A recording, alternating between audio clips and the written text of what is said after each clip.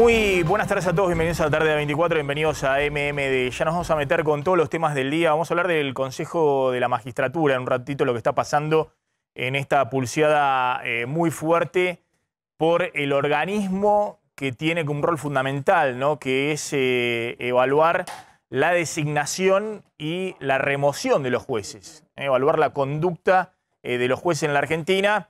Ahora vamos a contar en un ratito qué está pasando y esta última jugada política, algunos dicen jugarreta, maniobra política de Cristina Fernández de Kirchner para quedarse con un miembro más en ese Consejo de la Magistratura, sacarle un lugar a la oposición, después de que Cristina está cuestionando un fallo de la Corte Suprema de Justicia que está, ahora van a ver, redefiniendo cómo va a ser el funcionamiento del Consejo de la Magistratura en los próximos tiempos. Pero vamos a arrancar con esto. Atención porque llega hace un ratito una advertencia desde Washington. La propia Kristalina Georgieva, la directora gerente del FMI, ha dicho que el gran riesgo en la Argentina es la inflación, prácticamente una obviedad, pero le está enviando el mensaje al gobierno y en particular a Alberto Fernández que el gran riesgo es la inflación, que también ha sido empujado por factores exógenos, el envión adicional sobre los precios de alimento y energía. Pero fíjense lo que dice Kristalina Georgieva, diciéndole al gobierno que no tiene que descarrilarse del acuerdo con el fondo. Por lo tanto, una parte de la atención del programa, que ahora está revisando en Washington el ministro de Economía Martín Guzmán con el FMI, será colocada en tratar de bajar la inflación a un punto en el que la gente en la Argentina tenga confianza para ahorrar en su propia moneda. ¿Qué le está diciendo como mensaje a Alberto Fernández? Le está enviando el mensaje, y vuelvo a la frase inicial. Ojo que el gran riesgo es la inflación, hay que seguir con el programa económico del FMI, porque si no, esto de que la gente tenga confianza para volver a ahorrar en su propia moneda, porque si no el riesgo es que efectivamente haya una corrida. La frase es la primera, el gran riesgo de la inflación. Porque si no, el gran riesgo es que haya una corrida y que espiralice los precios en la Argentina, el dólar y los precios en la Argentina. Ojo con este tema porque el gobierno acaba de anunciar, todavía no están las precisiones, cómo van a tener que ser las inscripciones para el bono de emergencia, para aquellos que están trabajando en el mercado informal, en negro, para aquellos que son monotributistas A y B, para aquellos que trabajan en el servicio doméstico. Se van a tener que registrar en ANSES, en la página web. Todavía no está el día en el cual empieza la registración para recibir el bono de 18.000 pesos, fraccionado en dos cuotas, 9.000 pesos en mayo y otros 9.000 pesos en junio. Los jubilados sí van a tener directamente ya a partir de mayo, los jubilados que cobren hasta 2 jubilaciones mínimas, directamente acreditado ese bono directamente por ANSES sin que tengan que hacer ningún trámite. Lo que quiero mostrarles es que, ojo, porque hoy ya no es el plan platita del cual se hablaba el año pasado en el escenario electoral, sino es el plan platita licuada. Es decir, ahora viene cada vez más rápido el mecanismo en el cual el gobierno trata de compensar por un bolsillo a los trabajadores y los propios trabajadores terminan financiando ese aumento con ese bono pagando precios más altos, es decir, más inflación. Y ese va a ser el mecanismo con el cual se va a financiar este plan platita licuada, entre comillas. No va a haber impuesto a la renta inesperada, no va a haber. Una fuente de primera línea del gobierno me dice que no hay ninguna posibilidad de que pase en el Congreso y que Alberto Fernández lo sabe. Eso fue simplemente una movida política y es más, están dudando de si va a ir el proyecto al Congreso o no. Si se va a terminar de formalizar y si va a ir el proyecto al Congreso o no, pero una fuente de primera línea del gobierno, la más importante en la negociación en el Congreso, me dice que no hay ninguna posibilidad de que pase eso en el Congreso y que el presidente desde el primer minuto estaba informado de eso y lo sabe. Con lo cual, el bono de emergencia para jubilados, para trabajadores informales, para monotributistas y demás, se va a financiar con la inflación. Es decir, lo van a financiar los propios trabajadores, jubilados, es decir, todo el universo. Van a recibir el bono por un bolsillo y van a estar pagando con la inflación, parte de eso recauda el Estado, en el aumento de la inflación, el Estado es socio con el 21% del IVA, van a estar pagando ese incremento de recaudación que tiene para este año el gobierno, que como les dijimos, como la inflación va a estar en el orden del 60% más y la pauta con el FMI se cerró en un tope de 48, esos 10, 12 puntos más de inflación por lo menos significan un incremento adicional muy fuerte de recaudación y por eso está el visto bueno del FMI. Ahora quiero recaer y contrastar esto que dice Kristalina Georgieva, la directora gerente del FMI, la advertencia, el gran riesgo es la inflación, con lo que dijo Alberto Fernández al anunciar el bono. Dijo, ¿dónde sentimos que está fallando nuestro proyecto? Dijo Alberto Fernández. En la distribución. Porque la inflación se come gran parte de los aumentos salariales y de los ingresos para los sectores más vulnerables. Entonces, Alberto Fernández dice, la economía está creciendo, está creando empleo, fallamos en la distribución. No, no. No está fallando en la distribución.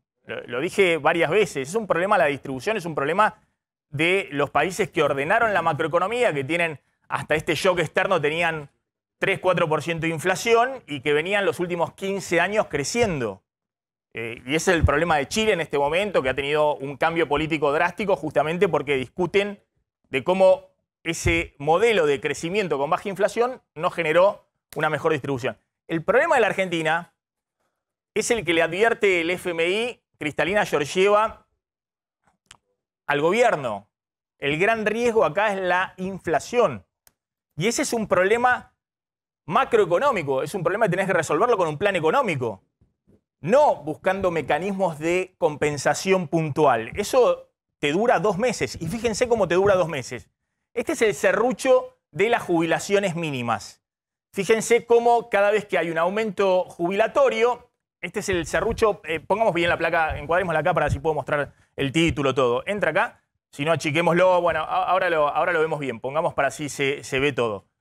Les doy tiempo. Cada vez que hay un aumento, desde que hay movilidad previsional en la Argentina en el año 2009 y en aquel entonces había 25% de inflación anual, cada vez que había un aumento, el poder adquisitivo de los jubilados, y sobre eso también estaba enganchada la asignación universal por hijo, caía en los meses siguientes al aumento porque la inflación se iba comiendo el poder adquisitivo, el poder de compra de jubilaciones o de planes sociales o de asignación por hijo. Como en la primera parte del gobierno de Cristina era 2 veces al año el ajuste jubilatorio y de planes sociales, estaba la movilidad con ajustes en marzo y en septiembre de cada año, después de que había un aumento, iba para abajo lo que sería el ingreso real de los jubilados. Fíjense, este es el serrucho que hay desde el año 2009. Cada vez que hay un aumento, en los meses siguientes, la inflación se come la mejora en el poder adquisitivo de las jubilaciones. Y esto fue así siempre. Esto lo venimos contando desde siempre, de que la Argentina tiene un régimen inflacionario elevado. Y pasa lo mismo, podemos hacer el mismo serrucho con los trabajadores del sector público, con los trabajadores del sector privado. Es decir, vos recibís un sueldo y en los próximos meses ese sueldo en valores constantes, es decir, medido frente al poder de compra que tienen los precios, va cayendo. Y se vuelve a recuperar cada vez que tenés un aumento. Este era el serrucho de los 2 aumentos por año de la época de Cristina. Fíjense cómo a partir de 2017, que empieza la crisis, principio de 2018, la crisis de Macri, ese serrucho también se sigue produciendo, pero con una tendencia hacia la baja. Eso es lo que pasó con las jubilaciones. Y lo que está pasando ahora es que ese serrucho se descontrola, es decir, hace falta aumentos nominales cada vez mayores. Este fue el aumento de diciembre de 2019, por ejemplo, que pagó toda la inflación que había en el 2019, que fue la disparada de la inflación de Macri, y rápidamente en 3 meses el poder de compra se lo comió la inflación. Y acá vienen las compensaciones, con bonos además. Y eso se lo come enseguida, pero la tendencia el año pasado siguió hacia la baja. El problema que encontró el gobierno, y por eso las compensaciones, es que los bonos que está dando últimamente se los come cada vez más rápido la inflación.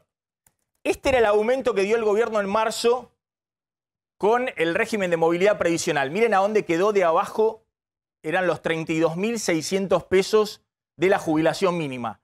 A valores de hoy, medido en términos de poder adquisitivo, es decir, descontándole la inflación, la jubilación mínima en marzo de 2015, a valores de hoy, lo que era la jubilación mínima en marzo de 2015, la actualizamos por inflación a valores de hoy, si hubiese seguido la inflación, tendría que ser de 48.500 pesos, la jubilación mínima, en marzo del 2015. En septiembre del 2017, a valores de hoy, antes de la crisis, tendría que ser de 45.000 pesos, si hubiese seguido el ritmo de la inflación. Lo que anunció en marzo como nueva jubilación mínima el gobierno fueron 32.000 pesos, para que se den una idea de la licuación fenomenal que ha habido sobre jubilaciones, planes sociales, obviamente trabajadores públicos y privados, los salarios. ¿Y el gobierno qué hace? No cambias ninguna distribución en esto, no hay ningún cambio distributivo. En 2 meses la inflación te licuó totalmente el bono. De hecho lo estamos viendo, los aumentos cada vez más rápido lo licúa la inflación. Lo que pasa es que el último aumento, el de marzo, y había que esperar hasta junio para el próximo aumento de la movilidad previsional, te llevó acá abajo, al mínimo de la jubilación mínima, de la serie histórica. Entonces le tuvieron que dar el ayudín de los 6.000 pesos de aumento en marzo, en abril, se están cobrando como un bono extraordinario, y los 12.000 pesos que va a haber en mayo. Pero esto se va a licuar rápidamente, el serrucho va a actuar cada vez más rápido, cada vez más filoso con estos ritmos inflacionarios. Entonces, lo que decimos es lo que está anunciando el gobierno en este momento es el plan platita licuada. Digamos, ya no es el plan platita, no. Es tanta la dinámica inflacionaria que se empieza a descontrolar el serrucho. Es decir, el aumento nominal tiene que ser cada vez mayor, ya sea porque hasta 2019 lo ajustabas con la inflación pasada y se le disparó la inflación a Macri. Ahora porque tratás de dar unos bonos extraordinarios por fuera. Y la caída, fíjense cómo el aumento de diciembre de 2019, cómo se lo comió rápidamente la inflación también. Y lo que está ocurriendo ahora con cada uno de los aumentos que dan. Para los que no reciben bono extraordinario, bueno, la situación es mucho peor. Porque el serrucho sigue. Vos tenés un aumento en marzo en la jubilación y enseguida te lo come la inflación. Tenés otro aumento en junio y enseguida tu poder adquisitivo cae con la inflación. Tenés otro aumento en septiembre, hay 4 aumentos en el año y te lo come la inflación. Pero fíjense lo que es el serrucho de los que no cobran bonos. Este es el caso de una jubilación que son 3 veces la mínima, una jubilación que hoy sería de 95.000 pesos, que es una jubilación en términos de ANSES, una jubilación alta. Este es el serrucho, desde el gobierno de Cristina, desde el gobierno de Macri. Bueno, fíjense lo que ha pasado. El serrucho sigue, obviamente no tiene los saltos porque no tiene el bono de compensación, pero la tendencia, este fue el último aumento de marzo. Esa jubilación que hoy está cobrando 3 jubilaciones mínimas, alrededor de 95.000 pesos, si se hubiese ajustado por inflación, el poder adquisitivo de esa jubilación en marzo, cuando se fue Cristina, o en marzo o en diciembre del 2015, era de 145.000 pesos. Y hoy se achicó esa jubilación, y esa jubilación en términos de poder de compra está comprando solo con 95.000 pesos, ¿entiende? Y este fue el último aumento, como no tiene bono, ya se lo empezó a comer en abril rápidamente la inflación, se lo va a seguir comiendo el poder adquisitivo de esa jubilación en mayo y no hay bono de compensador. Pero aún a los que les das el bono compensador, rápidamente te lo licúa la inflación. Vamos a hablar ahora en un ratito, de nuevo, vamos a seguir con un empresario, en este caso del sector plástico, un empresario pyme, ahora vamos a estar hablando con él. También vamos a hablar con Daniela, que tiene 22 años, es muy joven, cobra un plan social, hace tareas comunitarias, en la agrupación Barrios de Pie, Polo Obrero. En el Polo Obrero, perdón, en el Polo Obrero. Y además está buscando trabajo. Y no encuentra, hace changas para complementar, obviamente, ese plan social y no encuentra. Y también vamos a incorporar en esta discusión, en un ratito, el mundo del trabajo, porque he recibido varios mensajes, algunos de televidentes habituales. Voy a leer un rato una carta que me envía, o un mail que me envía Joaquín Silvestre, muy interesante, donde me dice que está enojado conmigo, pues me dice que no hemos incorporado tampoco a lo que sucede con el trabajador, ¿no? Diciéndome que lo que están diciendo los empresarios que están viniendo, que pueden ofrecer un sueldo de 85.000, 90.000 pesos al ingreso, no es tan así y que hay una gran cantidad de gente que está trabajando por sueldos mucho menores, es el caso de lo que le sucede a él, 45 horas semanales, digamos, con una gran carga horaria y con muy poco tiempo para estar dando tener espacio de ocio mínimo, poder atender a los hijos, llevarlos a la escuela, el transporte público que te insume un montón de tiempo. Es decir, que es muy difícil hoy en la dinámica familiar poder subsistir con salarios muy bajos, con los cuales tenés una carga horaria muy grande, llegás con lo justo a fin de mes o no llegás, y encima tenés que estar atajando penales todo el día para poder llevar adelante el hogar. Está Raúl Timerman. Raúl, gracias por venir, muy amable. No, al contrario. Como siempre. Bueno, Raúl, contame un poquito la perspectiva. ¿Qué ves? ¿Ves acá un giro del gobierno? Después vamos a ver la pelea por el Consejo de la Magistratura, pero ¿ves que el gobierno con este bono de emergencia busca de alguna manera cerrar la grieta interna, dar alguna señal? ¿O ves que es un paso donde si no hacían esto se estaba licuando no solamente el poder de compra o el bolsillo fundamentalmente de los que trabajan en el Gran Buenos Aires o en el área metropolitana, sino también la propia base electoral del oficialismo? Bueno, es un poco compleja la pregunta, digamos, mezclas dos cosas pero que tienen el mismo objetivo final. La política desde hace tiempo está en una lucha durísima por el poder de controlar la justicia. En su momento la dio Néstor Kirchner cuando cambió la corte. Era una corte menemista de voto de mayoría automática y había consenso social por desprestigio de muchos de los miembros para que esa corte sea cambiada. Era otro clima político. Ese clima no existe ahora. Yo creo que el kirchnerismo no tiene la fuerza necesaria en esta lucha contra la corte, pero digamos que en distintos momentos también la oposición, lo que hoy es oposición, cuando fue oficialismo, también dio la misma pelea. Yo no sé si recuerdan, pero en la Cámara de Diputados, a fines de diciembre del 2015, se creó lo que se llamó una nueva mayoría, donde estaban todos, menos el Frente para la Victoria, para tener un consejero más en el Consejo de la Magistratura. Esa lucha se da en forma permanente. Ahora bien, ¿cuánto le preocupa a la población esa pelea? ¿Cuál es el problema que vive la sociedad argentina? Y yo creo que el gobierno, de este punto de vista, mirándolo desde el Ejecutivo ahora, el que tiene la responsabilidad de gobernar, ve ese tema. Y creo que esto de haber actuado sobre el ingreso de los sectores de menores ingresos tiene que ver con el hecho de tener la sensibilidad suficiente para ver a través de los movimientos sociales, de los cortes piqueteros, de la lucha que está dando el ministro de Desarrollo Social por tratar de convertir en planes de trabajo y de la situación social que se hace medio insostenible. El gobierno ha tomado una iniciativa que yo creo que es valiosa y puede llevar cierta tranquilidad, que va a durar, como vos decís, muy poco tiempo. 2 meses. Muy poco tiempo. Vos sabés que yo estaba contando que el gobierno obviamente no cierra la grieta respecto a lo que quería el kirchnerismo, que era subir retenciones o gravar a los sectores de más altos ingresos.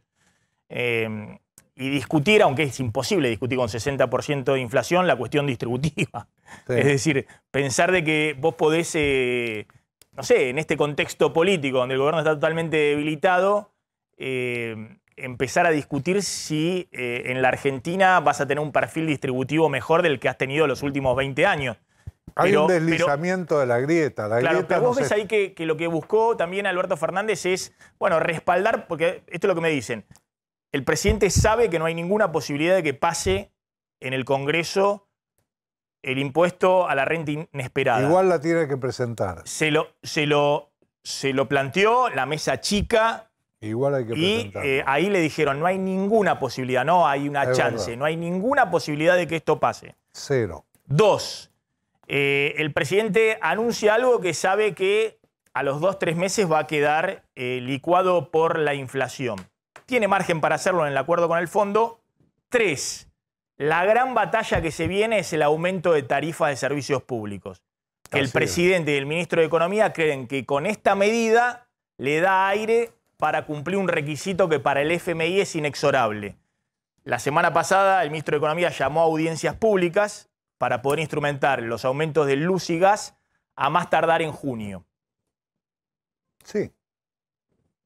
Esa es la dinámica, digamos, entre el anuncio y lo que pasa. Sí, también avalado por el presidente, el ministro de Economía dijo vamos a seguir gobernando con aquellos que estén alineados con la línea económica de este gobierno. ¿Qué van a hacer con el resto, con los que no están alineados? ¿Van a seguir en el Ejecutivo? ¿Los van a separar? Como vos decís, esta medida dura muy poco tiempo. ¿Qué va a reemplazar esta medida? ¿Cómo se va a hacer para frenar la inflación? ¿Cómo se va a hacer para parar la grieta que se está horadando en este momento, que es la grieta entre la política y la sociedad? Si esa grieta no existiera, Milei no tendría 20% de intención de voto como tiene ahora a nivel país. Nosotros empezamos con Sheila Wilker a seguirlo a Milei cuando tenía 12% de intención de voto. Hoy tiene 20% de intención de voto. Ahora vuelvo con vos, Raúl, y ahora vamos a hablar un poquito del trabajo, de los planes sociales, de los sueldos que no alcanzan. Vamos al mercado central, porque atención que uno de los aumentos más fuertes que ha habido en los últimos tiempos tiene que ver con los precios de la carne. Pero en el mercado central también está lo que todos los gobiernos dicen, bueno, hay que tratar de comprar directamente ahí en el mercado central al mayorista. Yo siempre digo, ojo que la inflación es la variación de precios. Es decir, si tenemos esta inflación es porque aumentan 55% los precios en el mercado central, en el supermercado chino de barrio o en el gran supermercado, más o menos esa es la variación general de precios. Lo que sucede es que es cierto que en el mercado central el nivel de precios puede ser más bajo que en otros lugares. Ahora se mueven todos en la misma dirección y más o menos en el mismo porcentaje. Esa es la inflación, la variación generalizada de precios. El nivel de precios que puede haber entre un sector y otro, obviamente que hay lugares en el interior donde es mucho más barato ciertos productos de lo son en Buenos Aires y al revés. Ese es el nivel de precio. Ahora, en general, en Santiago del Estero hay la misma inflación, más o menos, punto más, punto menos, que la que hay en el Gran Buenos Aires, ¿se entiende? Bueno, vamos al mercado central. Ahí tenemos con Javier Mozo el móvil. Javier. Hola Maxi, ¿cómo estás? Buenas tardes. Así es, estamos recorriendo un poco el mercado central, hablando con carniceros, viendo la actividad, viendo si hay gente, si no. Me llama la atención, no sé si será el horario, que por ahí vienen más temprano o qué, pero veo muy poco movimiento en las carnicerías, para serte franco y para serte sincero. Y hablando y viendo un poco el tema de los precios y del consumo con respecto a los precios, hay varios artículos periodísticos y varias encuestas que dicen que en los últimos 3 años el consumo de carne vacuna bajó un 12%. Hablar de la carne vacuna para el argentino a ver, está ahí arriba. El consumo de carne vacuna, hacemos asado, ¿de qué? De vaca. costillita o asado de costilla de vaca. Todo está relacionado con la vaca. Pero que haya bajado un 12% en los últimos 3 años, por ahí vos que estás más con el tema económico, me parece, es muy llamativo. Vamos a ver, si te parece, paleta de cerdo, 450 el kilo, pero también tenemos la picada, 930 el kilo, hamburguesas, 1 kilo de hamburguesas a 1.010 pesos, bife angosto a 1.100 pesos, bifes anchos a 1.090 pesos, cosa que antes uno pensar que iba a tener 4 cifras el kilo de carne, bueno, ahora es prácticamente común, la paleta 1.010, la colita de cuadril 1.170, sí. A ver, si se puede hablar con alguien, ahí se puede hablar con sí, claro. Claro, vamos a hablar con gente de carnicería y le vamos a preguntar qué pasa con los valores de la carne, por qué han aumentado tanto y siguen aumentando y hasta cuándo va a seguir aumentando. ¿Qué tal? Buenas tardes. A ver, ¿hasta cuándo va a seguir aumentando? No te puedo dar esa respuesta porque no lo sé. Es un mercado que se maneja con oferta y con demanda. Y bueno, la verdad que no te puedo dar una referencia hasta cuándo. Sí te puedo decir que nosotros acá en el mercado tratamos de sostener un acuerdo de precios con la corporación y también nosotros al margen con nuestra propia mercadería tener un precio competitivo para que la gente venga, ¿no? Te están escuchando, Maxi. Sí, ¿con quién hablo? ¿Con quién hablo? ¿Qué tal? Buenas tardes, José Luis. José Luis, ¿qué tal? ¿Cómo estás? Bueno, simplemente te hago una pregunta, ¿no? Porque ahí se veían en el paneo algunos precios, justo no está Claudio Slotnik, que es un especialista en esto. Evidentemente son precios más baratos de lo que son en cualquier carnicería de barrio de la ciudad de Buenos Aires. Yo veo, digamos, ahí un paneo, son precios que están más baratos.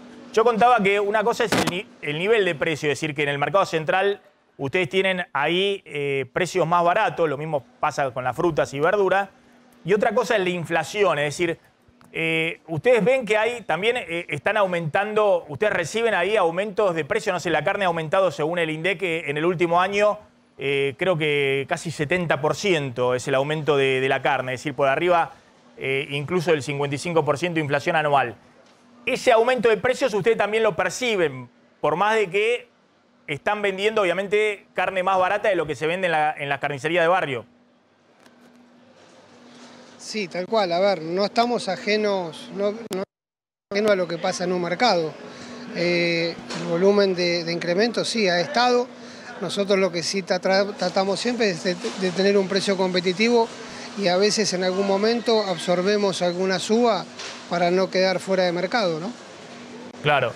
Claro, no, está bien, pero lo que trato de explicar es que está muy bien que se trate de que la gente pueda ir o a las ferias municipales o al mercado central o tratar de comprar en lugares donde hay, no sé, mercados concentradores, ya sea de frutas, de verduras, de alimentos, pero eso no es combatir la inflación, digamos, que la inflación igualmente en esos lugares sigue siendo 50, 55%.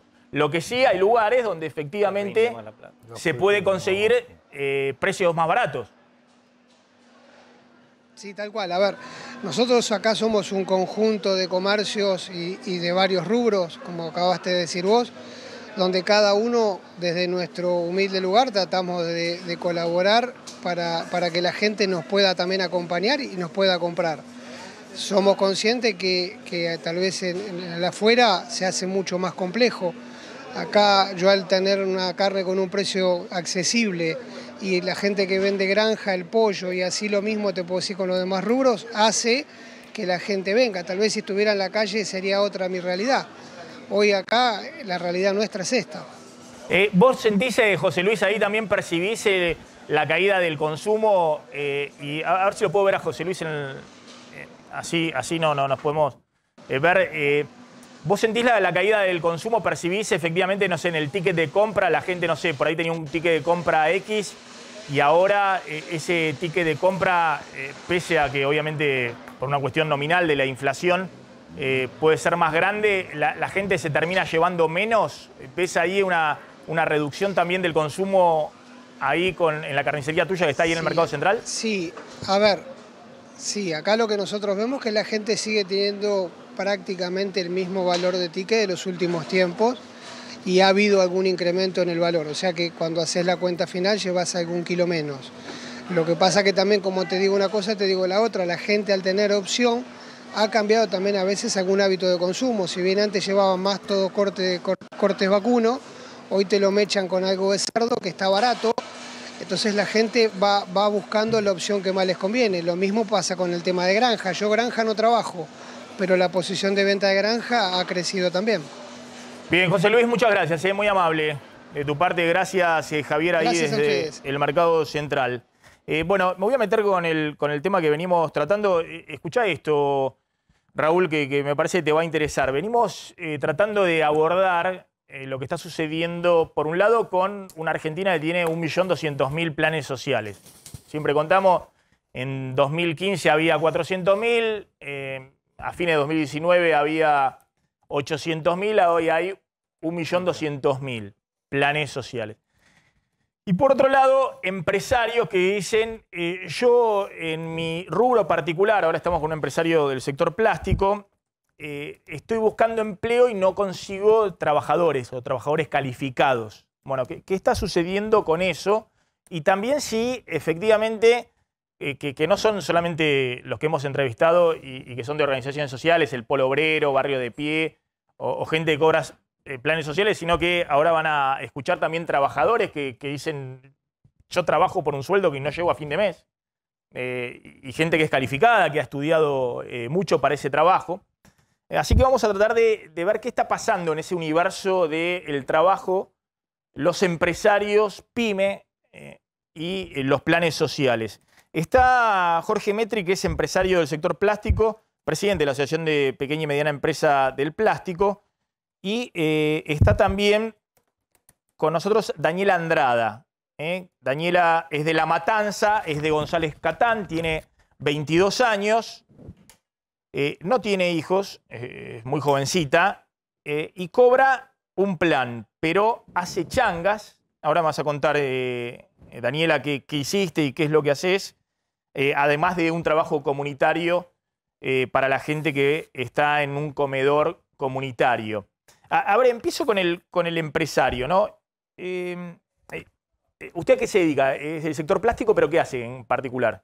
Fabricamos envases flexibles en mi empresa. Yo quiero aclarar que también vengo en representación de la CEGERA, ¿no? De la Confederación General Empresaria de la República Argentina, de la cual APIMEP, la cual la entidad que yo presido, forma parte de eso, y que nuclea todas las empresas y de distintos rubros del país.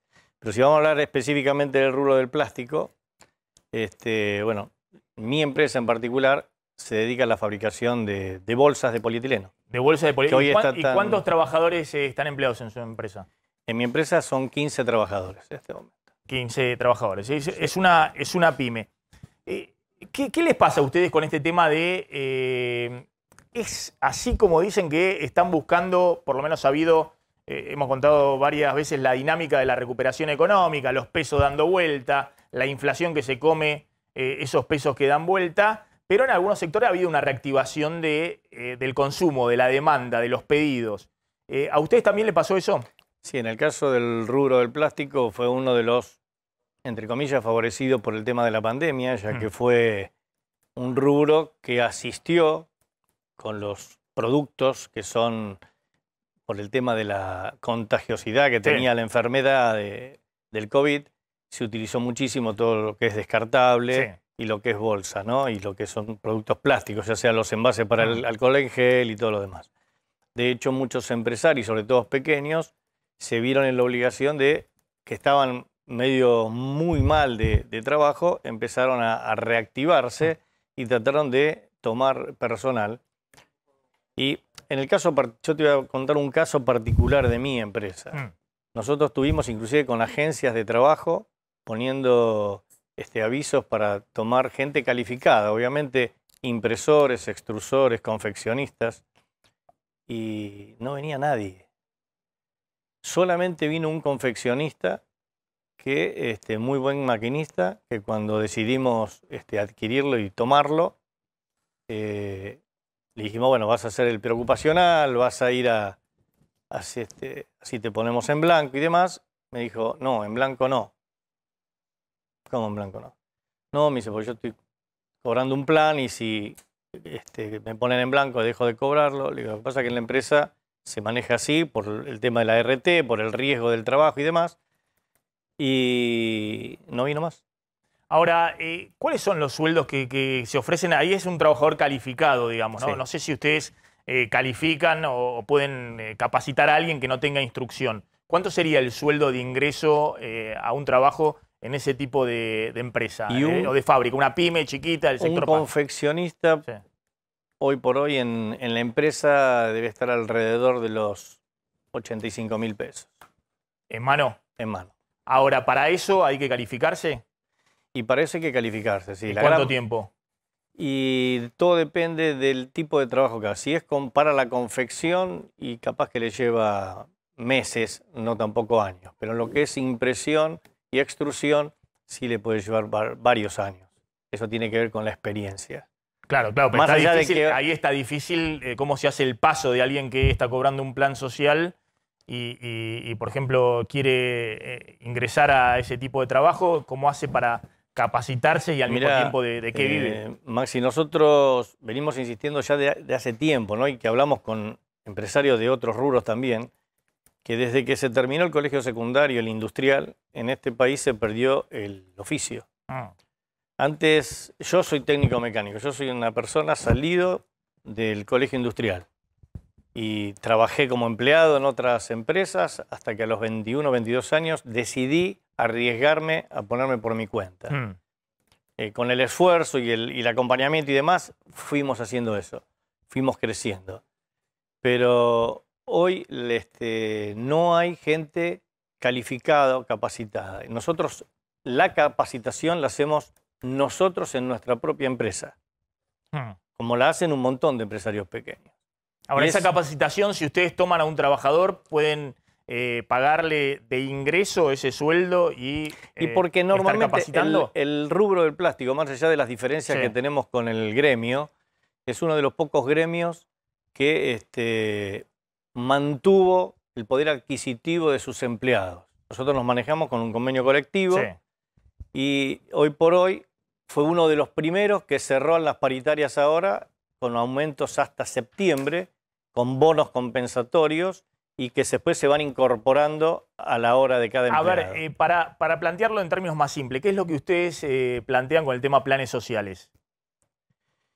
Y nosotros decimos que las personas que, si los gobiernos, no hablo de este gobierno en particular, sino que los distintos gobiernos que fueron incrementando los planes sociales, en lugar de haber hecho eso, hubiesen favorecido a las distintas empresas o los pequeños o microempresarios como los que represento yo, le hubiesen quizás abierto el panorama a un trabajo digno a esas personas en lugar de tener que darle dinero que en definitiva hace y va en contra del trabajo, porque una persona que en una de esas cobra 1, 2 o 3 planes está cerca del valor de lo que cobraría en un trabajo que tiene que trabajar en una de esas 9 horas o 12 horas y tiene que hacer horas extras. A ver, Daniela, vos sos muy jovencita, Daniela Andrada.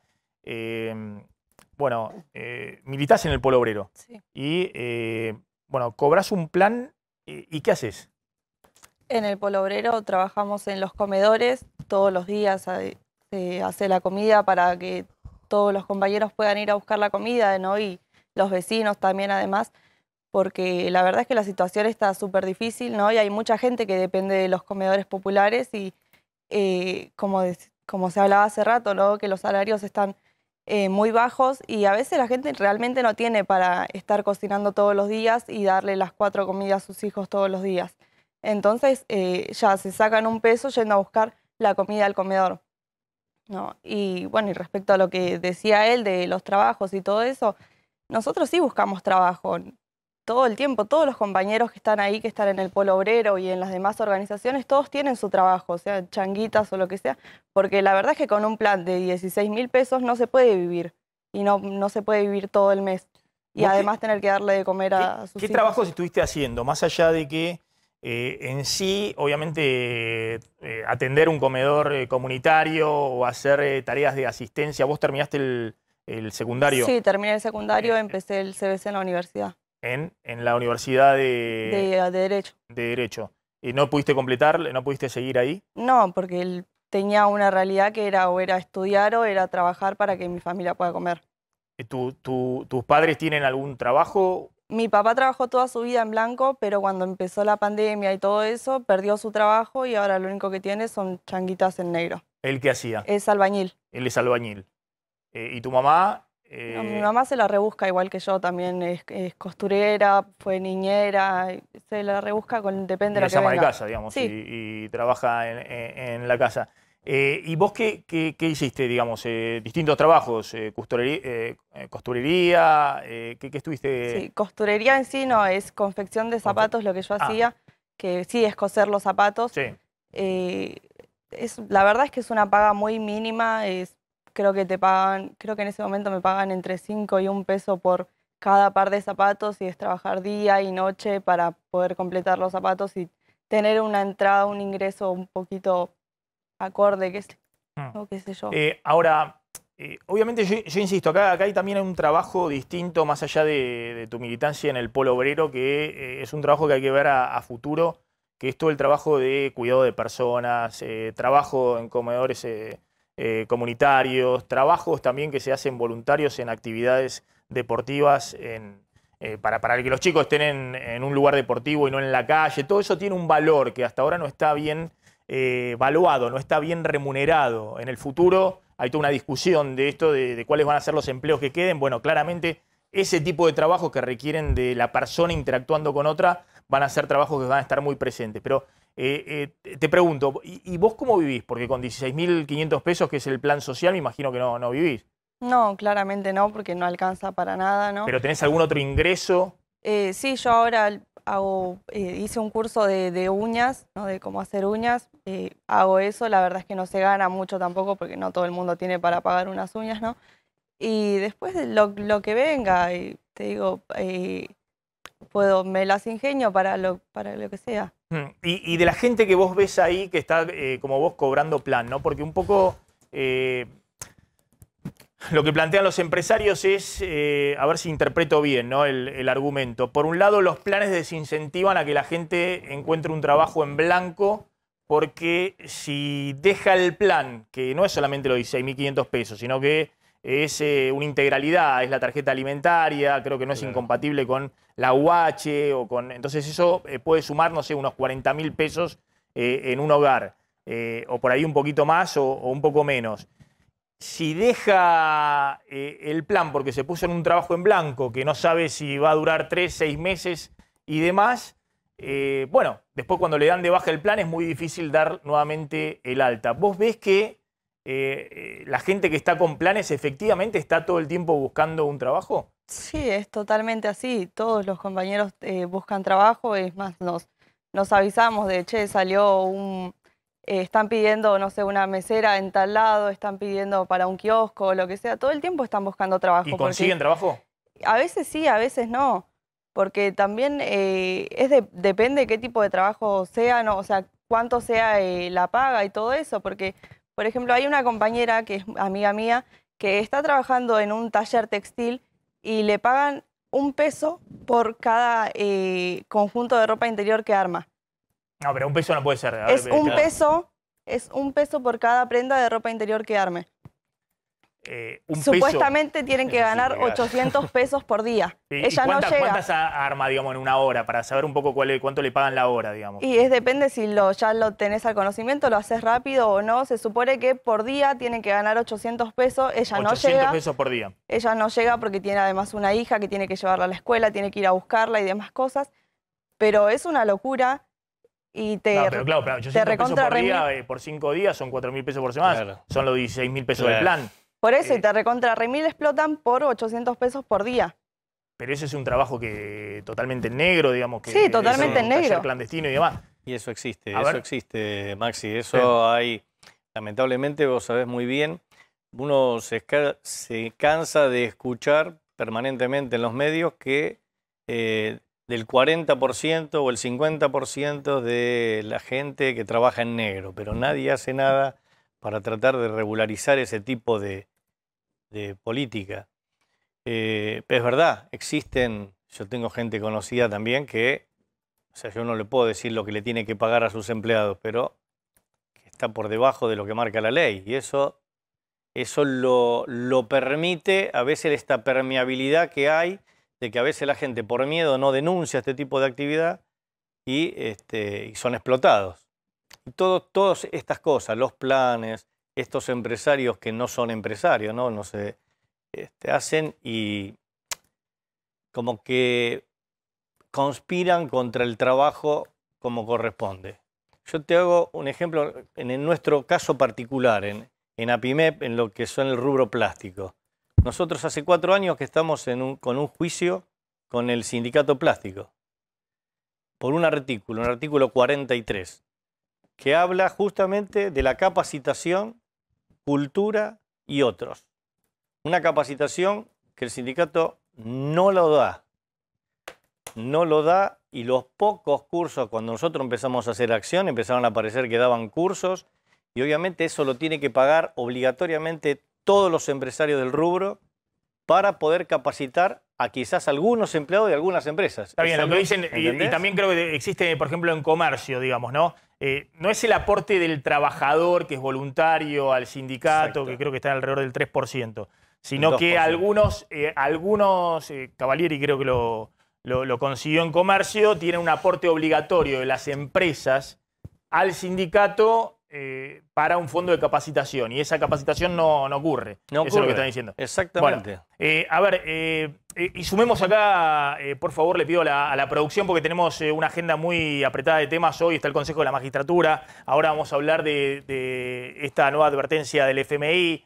Candelaria tiene mucha información de lo que está pasando con Guzmán en Washington, así que sumemos todo lo que tenemos acá, así podemos avanzar más allá de este tema que me parece importante, pero no es que vamos a hacer todo el programa con este tema. Está Raúl Timerman también. Flor, tenés una pregunta.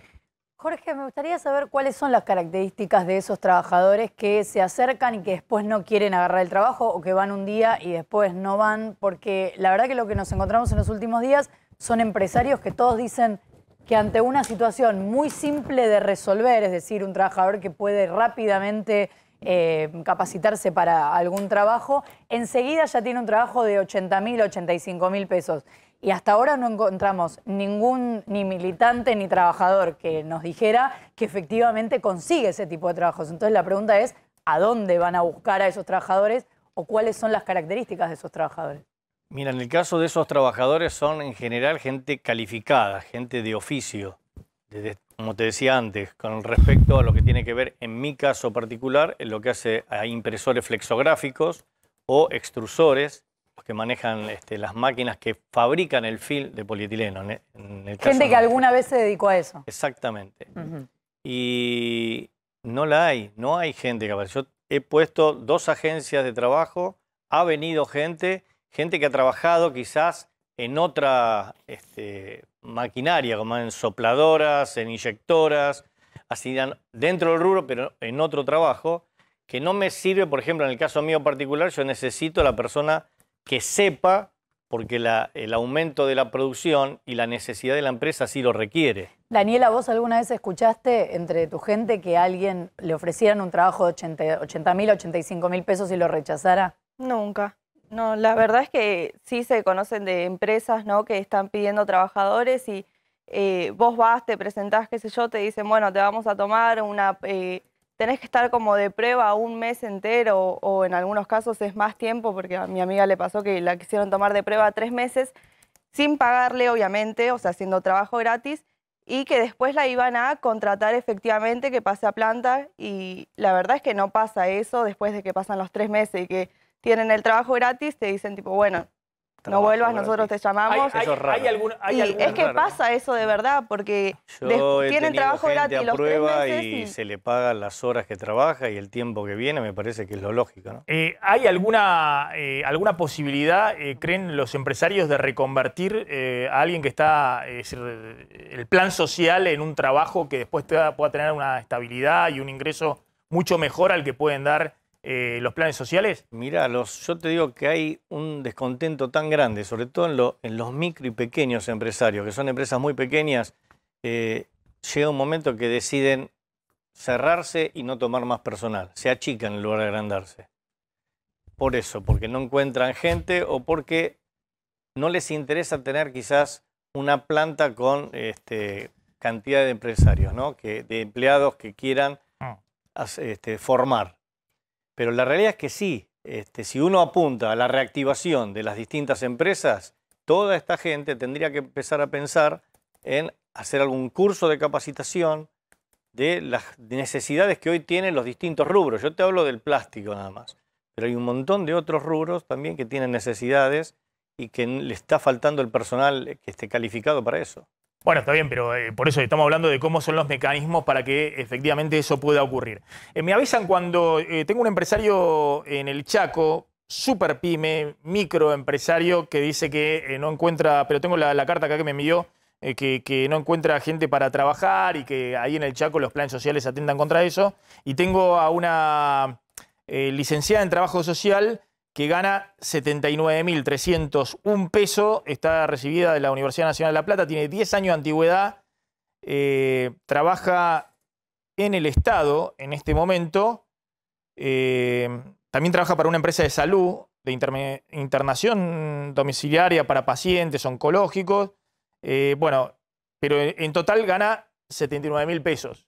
Digamos, para alguien que ha estudiado en la universidad, que tiene 10 años de experiencia y demás, es un sueldo que hoy está para una familia tipo por debajo de la línea de pobreza. La línea de pobreza está en 85.000 pesos, estaba en febrero, o sea, si lo actualizamos, hoy está arriba de los 90.000 pesos la línea de pobreza.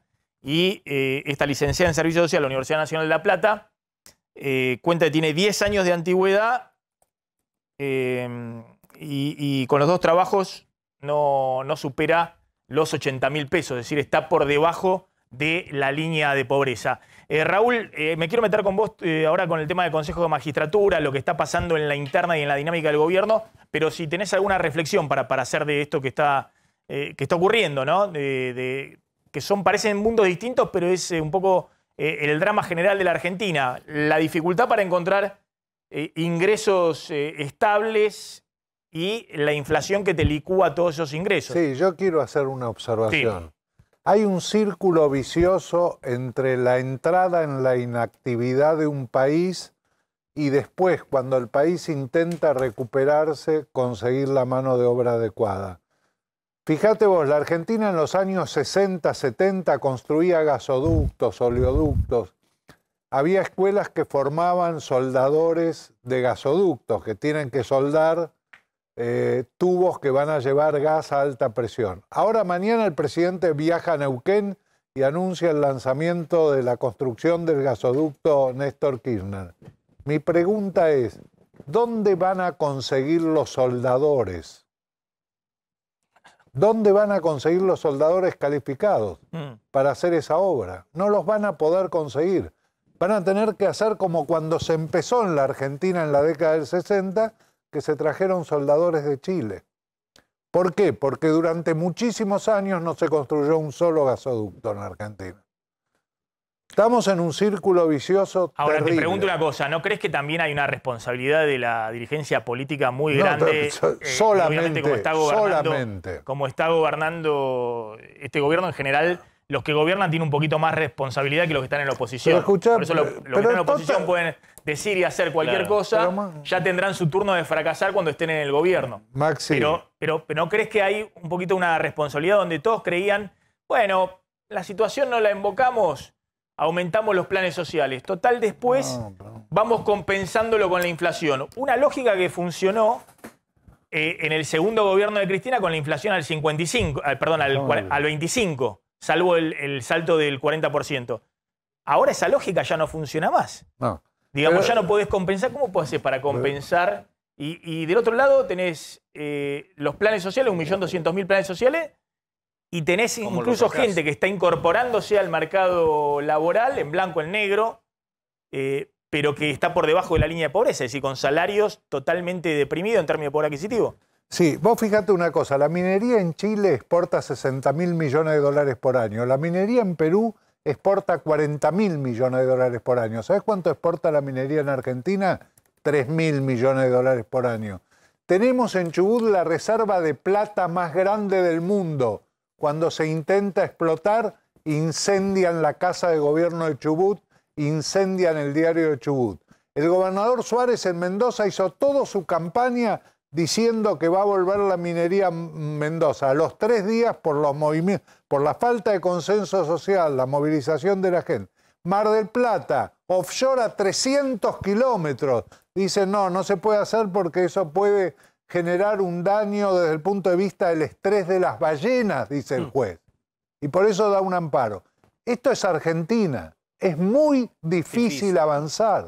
A ver, un segundito, porque tengo, mira, a Manuel Durán, que es un micropyme, Soltec Soluciones Técnicas. Manuel, ¿qué tal? ¿Cómo estás? Hola, buenas tardes, Maxi, ¿todo bien? Contame, y ahora la voy a sumar a Mirna, que es un poco la historia que contaba la licenciada en Servicio Social, como mi madre. Mi madre fue, y es, no, está jubilada, pero licenciada en Servicio Social, Minoría y Familia durante 30 años de carrera. Y la verdad que hay historias muy lindas y muy feas, pero es parte de la vida, ¿no? Como trabajadora social. Contame, Manuel, ¿qué te pasa a vos en el Chaco? Vos sos técnico mecánico, técnico electricista. Sí, así es, Maxi. A partir de la pandemia decidí poner mi empresa después de años de gestarse justamente con todo lo que es infraestructura, equipo y demás. Y bueno, después de estos 2 años posteriores, estamos en la posibilidad de crecer como empresa y estamos limitados en un cuello de botella justamente por la parte de recursos humanos. Como micropyme, primeramente se hace una búsqueda de recursos humanos de manera informal, o sea, buscando algunas recomendaciones por paralelos, otros empresarios que puedan tener alguna visión más del trabajo que se lleva adelante. Y la verdad es que no se consigue personal calificado, tal cual como se comentó esta tarde en el estudio. La gente prácticamente no quiere trabajar por miedo a que le saquen el TAN, justamente. Hace 2 meses vengo con una búsqueda laboral, una búsqueda de personal, y de los cuales las últimas 3 o 4 semanas me dicen que sí, y el lunes por la mañana no se presenta a trabajar. Falta mano de obra calificada, falta mucho en la parte de oficios, que es lo que nosotros trabajamos.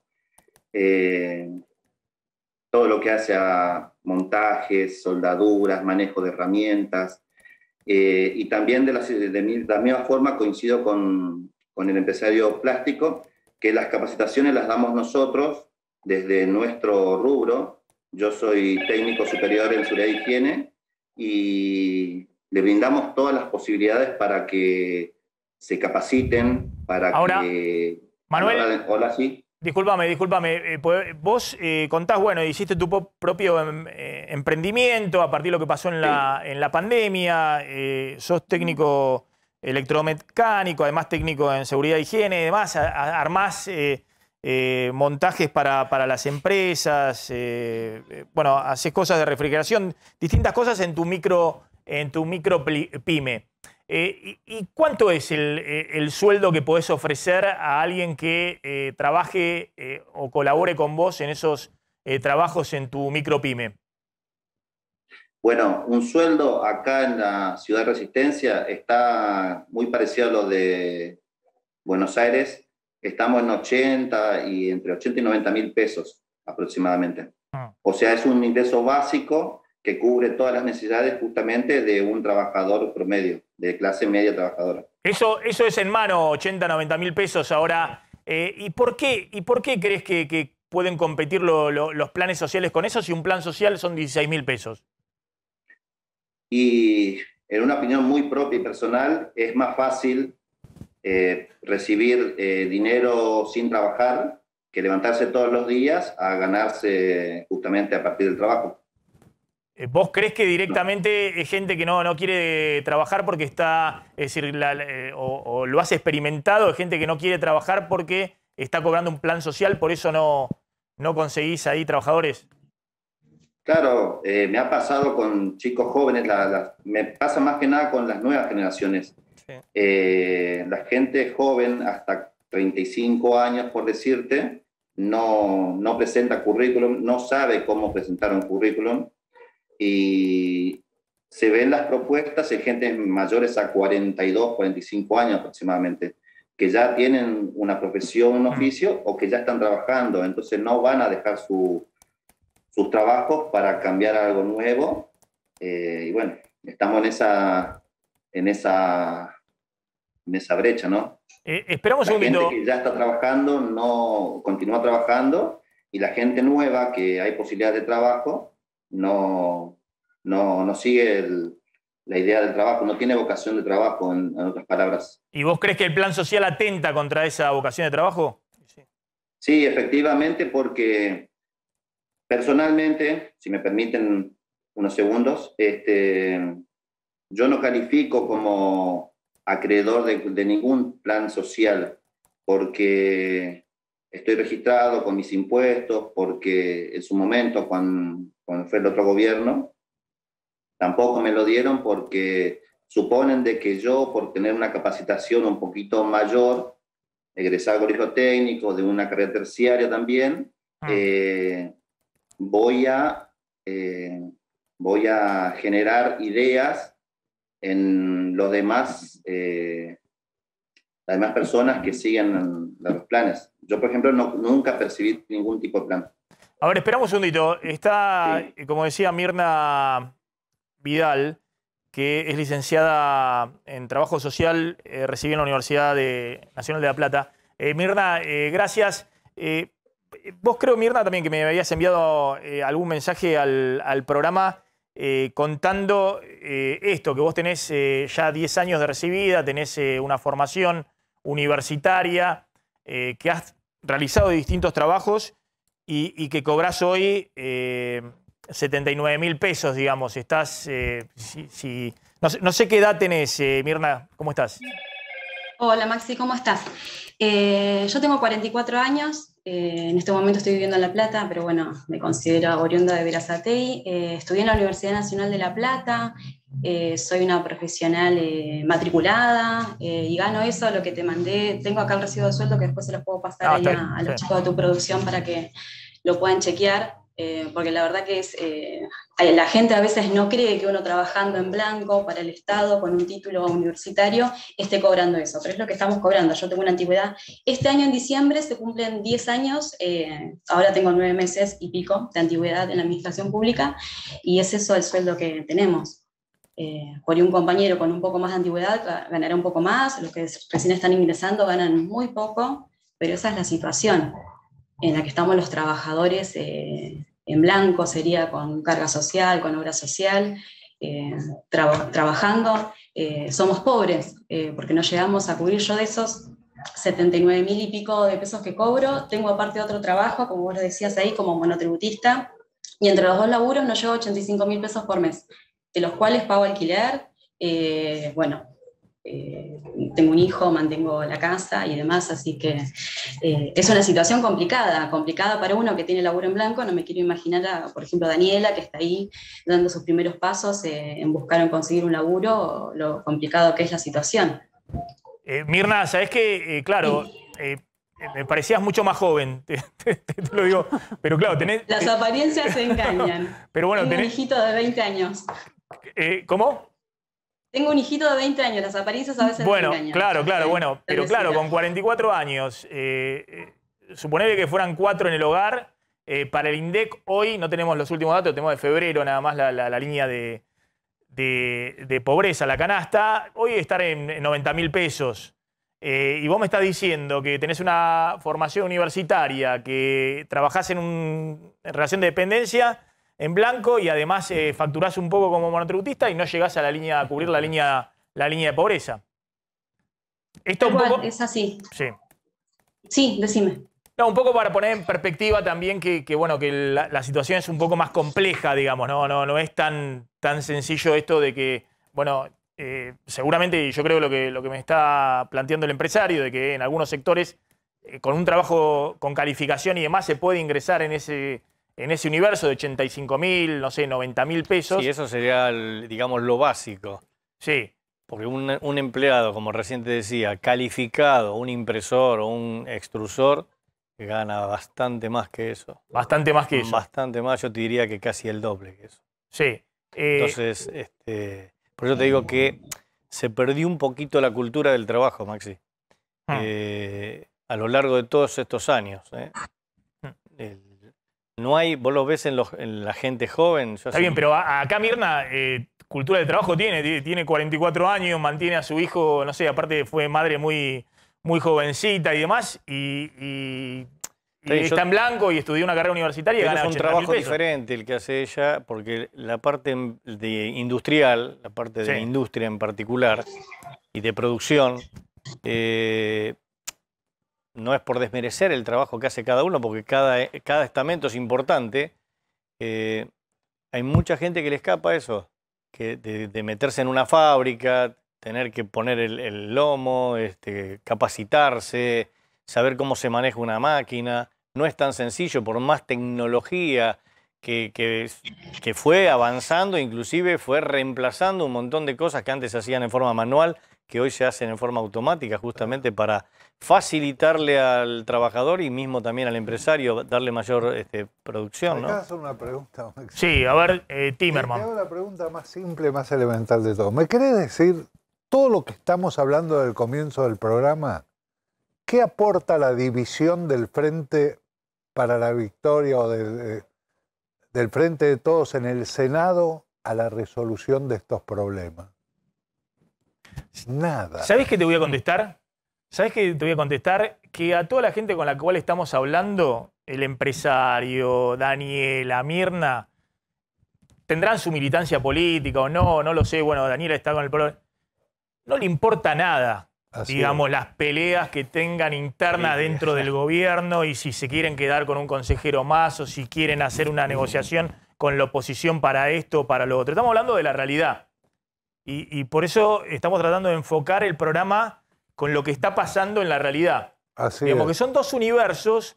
Uno puede entrar a sospechar, bueno, el empresario busca esto, el otro, pero bueno, lo está contando... ¿Sabes lo que son, Maxi? Son dos luchas por la supervivencia diferentes. Lo está contando acá Jorge Metri, lo está contando Manuel, que también es microempresario. Microempresario, se quedó sin laburo con cierta calificación, se quedó sin laburo, armó su microemprendimiento con su padre y con un empleado y está buscando trabajadores. Vos tenías una pregunta para Mirna. Sí, yo me quedé pensando cuando Mirna contó recién que hace unos 10 años ella empezó a trabajar en la administración pública, entiendo que es empleada pública.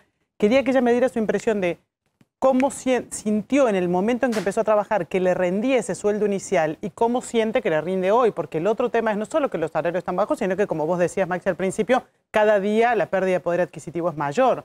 Entonces, lo que pasó cuando ella empezó a trabajar, cuando no tenía casi antigüedad en relación a ese salario inicial y cómo lo vive ahora.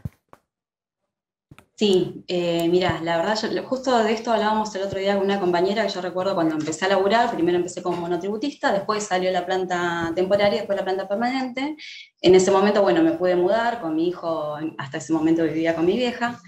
Y recuerdo que de una sola vez me pude comprar todas las cosas que necesitaba para la mudanza: heladera, cocina, televisor, lavarropas. Y el año pasado me quise comprar, literal, una licuadora y no pude, porque no puedo hacer frente a ese gasto con los ingresos, que parece una cosa irrisoria, pero es esa la situación. Es más, nosotros, bueno, cobramos a mes vencido, como muchos trabajadores. En el mes de marzo, por un acuerdo paritario, tuvimos un ingreso de unos 10.000 pesos de más en lo que veníamos cobrando, y la verdad que esos 10.000 pesos se volaron con la inflación que hay.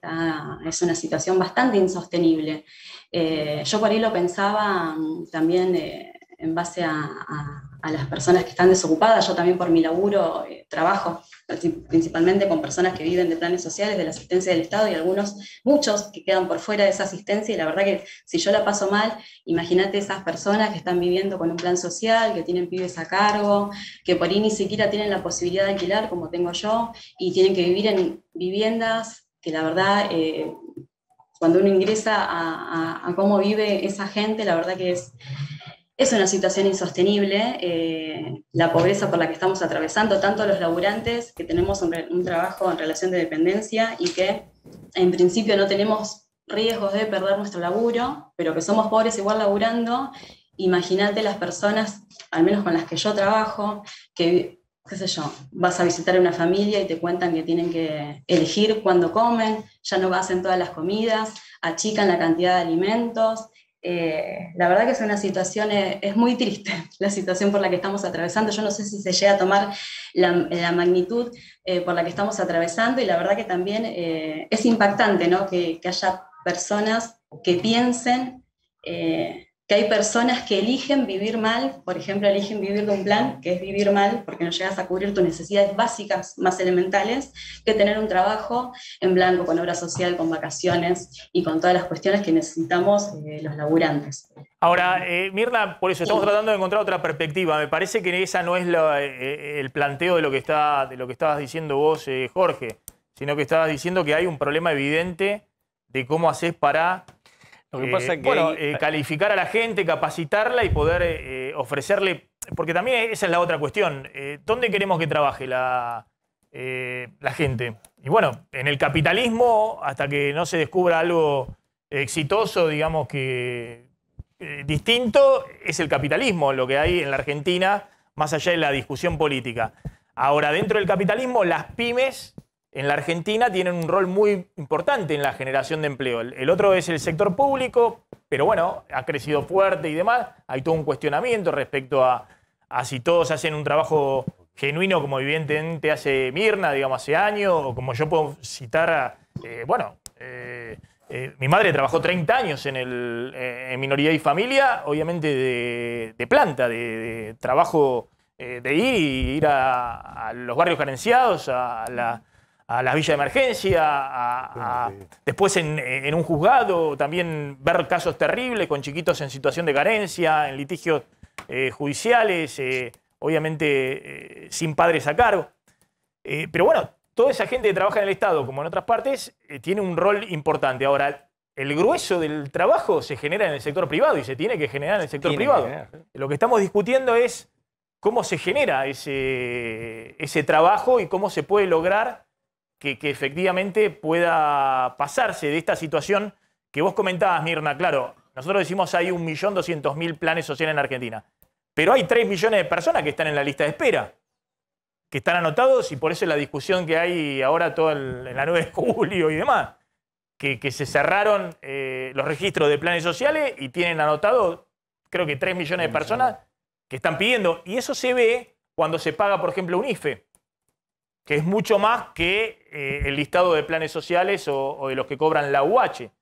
Pero bueno, la idea es cómo salimos de ese círculo permanente, vicioso de expansión y reproducción de la pobreza hacia otra situación distinta. Sí, no, yo te vuelvo a repetir. Yo creo que, volviendo al principio, tenemos que partir de la educación. Acá se tiene que hacer hincapié en la educación industrial y en la formación del oficio. Cursos. Antes salía muchísima fuente laboral a través de eso. Hoy no hay torneros, no hay electricistas, no hay carpinteros, no hay oficio. Es lo que decía el señor Raúl también. No hay soldadores. Entonces vos decís, quiero construir. Y para construir necesitas un arquitecto, necesitas albañiles, necesitas la gente capacitada para hacer eso. O sea, no pasa por una cuestión de voluntarismo, que es lo que escuchamos permanentemente en todos lados. O sea, hay mucha voluntad, pero no se pone hincapié en lo que se tiene que hacer. Los microempresarios y los empresarios pequeños no tenemos las mismas condiciones que tienen las grandes y medianas empresas. Estamos tratados todos en el mismo nivel. O sea, no accedemos a crédito, el crédito es carísimo. Tenemos persecuciones por el lado sindical, aprietes que vienen y tenés que pagar esto y si no te pido la quiebra. Yo le comentaba antes del programa que en un solo juzgado hay más de 600 pedidos de quiebra del sindicato plástico a empresarios pequeños, que es una cosa ilógica que el sindicato, que es el que representa a los trabajadores, tenga que hacer pedir la quiebra y el cierre de una empresa. Porque no se paga el aporte sindical. No, por lo que no se paga. No, el aporte sindical es un 2%. Por ese artículo 43, que es lo que más le interesa a ellos, que es la caja del sindicato. Entonces, sumale a eso la cantidad de impuestos provinciales, municipales, nacionales. Te hablo de un caso muy puntual. Hay un empresario del rubro nuestro que tiene un predio en Berazategui, en un parque industrial. Un predio muy importante. Quiere abrir una empresa para los hijos en el mismo predio porque es grande. Pidió el medidor de la luz. No se lo dan. Le dice, bueno, le doy una extensión de la luz de mi empresa para que trabaje. No lo puede hacer. Hace 9 meses que está tratando de hacer eso. Entonces, vivís en un permanente escollo uno atrás del otro. ¿Entendés? A ver, Raúl, haceme una reflexión respecto a esto que está ocurriendo. Una final, dale. Bueno, la reflexión es que estamos en una situación en que los políticos van por un lado y la sociedad va por otro lado. Los problemas son diferentes, ambos luchan por su supervivencia. Los políticos luchan por su supervivencia, la sociedad lucha por la suya. En algún momento se va a producir una contradicción y no va a ser para felicidad de todos. No, que la gente se da cuenta de esto que estás contando. Digamos, pues fíjate que más allá de la simpatía, yo lo que veo de mucho empresario, que más allá de la simpatía que tengan con tal o cual político, ahora le dan con un caño a todo. Sí. Con lo que decía, los empresarios pyme, por ejemplo, estaban, o una parte importante, muy entusiasmados con el gobierno de Alberto Fernández al inicio y demás. De hecho, Cejera es una de las asociaciones pyme que estaba muy cerca y demás. Acá yo lo escucho a Jorge y Jorge está contando y le está dando, digamos, porque es lo que vos decís, los políticos están con su propia agenda de supervivencia, ver si arreglo, a ver cómo cuando salga del poder, cómo hago con mi situación judicial, a ver si yo llego antes que vos, si logro, viste, imponerte a vos que los jueces vayan contra vos y no contra mí. Ese tipo de discusiones y la sociedad va por otro lado. Así es. Va por otro lado el que está sin trabajo, el que cobra un palán, el empresario que quiere dar trabajo, la profesional universitaria que formó una familia y que está debajo de la línea de pobreza. Hay una resistencia. Y que labura no sé cuántas horas. ¿Cuántas horas trabajás diariamente entre más allá? Además, en el caso de Mirna, que es jefa de hogar, está todo el trabajo que realiza en su casa, que es un trabajo obviamente no remunerado, pero que es un trabajo que tiene un valor también. ¿Cuántas horas trabajas por día, Mirna? Y para el Estado, digamos que son 6 horas, y en la empresa privada yo me comunico con la familia, así que eso no tiene horario. Puedo demorar media hora, 15 minutos, 2 horas, depende de la complicación del asunto sería. Pero bien. Eso sería más o menos. Bien. Flor, querías hacer una pregunta. No.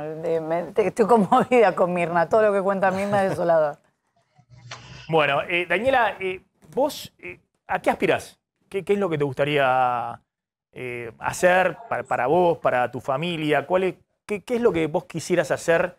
Sos muy jovencita, también me puedes decir, mira, ahora no quiero hacer nada, tengo 22 años. Yo realmente aspiro a poder seguir mi carrera. Me quedan 2 materias del CBC que lamentablemente ahora no puedo hacerlas porque tengo que trabajar, ¿no? Para que mi familia pueda comer. También, bueno, obviamente tengo que ir a buscar la comida al comedor porque sin eso en mi casa no se come. Entonces, lo que yo aspiro es ser una futura profesional. Yo quiero seguir mi carrera de abogacía, poder terminarla, recibirme, trabajar en un estudio jurídico, lo que sea, pero yo quiero ser una profesional. Lamentablemente ahora no puedo porque vivo una realidad que parece que los empresarios no ven, ¿no? Porque ellos decían que los planes sociales están sacando todo el trabajo, ¿no? Que ellos pueden ofrecer, pero toda esa gente está viviendo otra realidad. Una realidad, o sea, toda esa gente sí tiene trabajo y trabaja todos los días, no es como ellos dicen que la gente no quiere trabajar, porque todos los días los compañeros se organizan en asambleas y todo para poder darle de comer a miles de familias en el país. No solamente en Buenos Aires o en La Matanza donde yo vivo, es en todo el país, porque en todo el país, o sea, la mitad de la población es pobre, que eso ya es algo que todo el mundo sabe. Y no es como ellos dicen que la gente no quiere trabajar, porque trabajan todos los días los compañeros se levantan y hacen actividades para poder comprar mercadería o para poder comprar verduras para hacer un guiso para que la gente pueda tener para comer. Entonces, trabajan todos los días. ¿Y vos notás que eso, la cantidad de chicos que van a los comedores escolares, a los comedores comunitarios y demás, se ha incrementado? Muchísimo, muchísimo. Antes Bueno, antes se ve mismo en las calles también, ¿no? Antes eran muchísimo menos, ahora son muchísimos más. Bueno, vos has dicho de los planes sociales también que se han incrementado muchísimo más.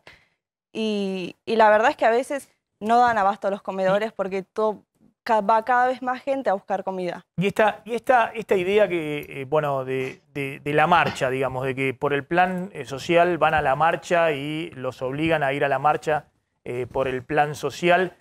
Vos cobrás el plan de 16.000 pesos y además decís, haces changas y además vas al comedor a retirar el bolsón de comida para preparar para tus padres, digamos, que en este momento están sin trabajo. Sí. Y el tema de la marcha, digamos, ¿qué rol juega en todo eso? Bueno, nosotros nos organizamos, como te digo, en asambleas.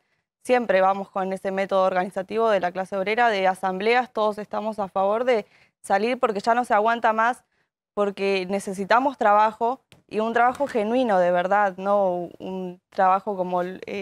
hablaba Mirna de su experiencia, ¿no? Tiene 10 años trabajando y recién ahora está cobrando un sueldo de 80.000 pesos, que es todavía por debajo de la canasta de pobrezas. Entonces tenés que pasar 10 años trabajando para llegar a cobrar ese sueldo. O sea, cuando recién empezás, ¿qué sueldo cobras? En el Estado. Bueno, pero es uno de los casos que están mostrando acá. Ahora, si efectivamente la Argentina se encaminara mínimamente a cierta estabilidad, reducción de inflación, creación de puestos de trabajo en el sector privado y demás, y se terminaran los planes sociales, de alguna manera no se termina la base de la estructuración de la militancia, no sé, no digo en particular del Polo Obrero, sino también de otras organizaciones sociales que emergieron en su momento en base a la mega desocupación de los 90, digamos. Ese es el origen de... Vos no habías nacido, pero vos no ves que ahí hay una especie de dependencia entre el plan social y la militancia política, ¿o no? ¿Van por caminos distintos? Vos lo que me preguntás es si generando puestos de trabajo se va a terminar el Polo Obrero. Sí. Primero que se generen los puestos de trabajo y después lo vemos, porque en el momento lo único que nos queda es organizarnos para pelear porque se abran estos puestos de trabajo. Perdón, no quise decir exactamente eso, porque también es cierto que la izquierda tiene un trabajo muy grande en los sindicatos de base. De hecho, es decir, que están metidos en la industria de la alimentación, de la metalmecánica y demás, y en muchos casos han ganado incluso elecciones en esos sindicatos y le disputan en el trabajo formal y en el trabajo industrial típico el liderazgo a los sindicatos tradicionales del peronismo y de los lo que se llaman los viejos, los gordos de la CGT y demás. No quiero decir eso, digamos, que solo sobrevivan desde el punto de vista de los planes sociales, pero es cierto que esta mega expansión de los planes sociales, lo dijo el otro día el ministro Culfas, ha generado también un fortalecimiento de las organizaciones sociales, los movimientos que los agrupan. Culfas dijo algo así como que, bueno, cuanto más pobreza hay y más planes sociales, más poder tienen las organizaciones sociales.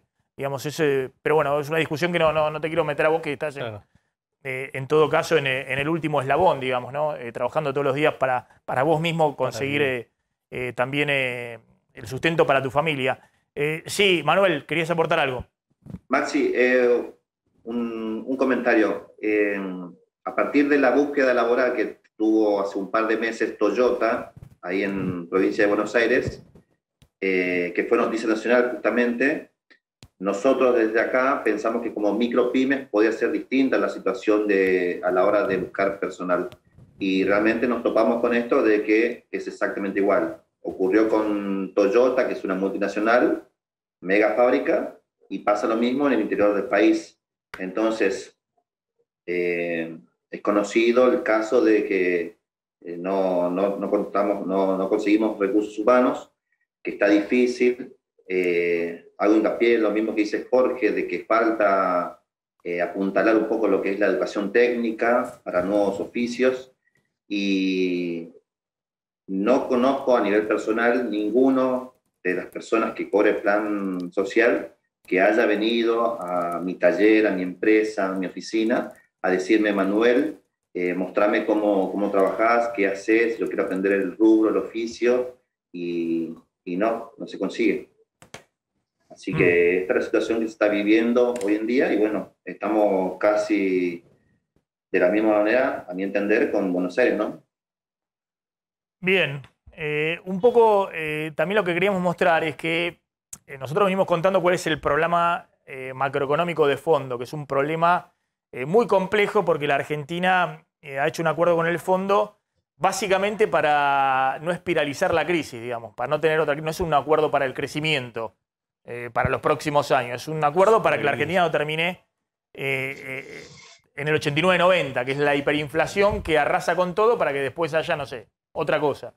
Eso es lo que se hizo en el acuerdo con el fondo. Ahora, es cierto que ha habido desde el año pasado, en la salida de la pandemia, no estamos hablando del mundo del empleo en la pandemia, porque de hecho estaba todo cerrado, salvo algún sector en particular, pero ha habido una recuperación del empleo, empleo que muchas veces significa trabajadores pobres, digamos, que consiguieron trabajo, pero que no. Entonces lo que estamos tratando de analizar es cómo es esa dinámica con el tema de los planes sociales.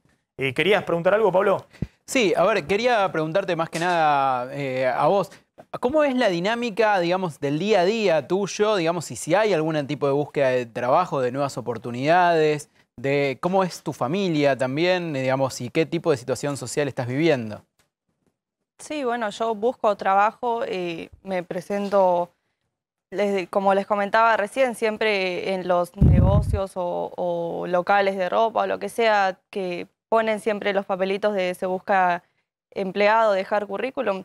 La verdad es que vos dejás el currículum ahí, ni lo miran.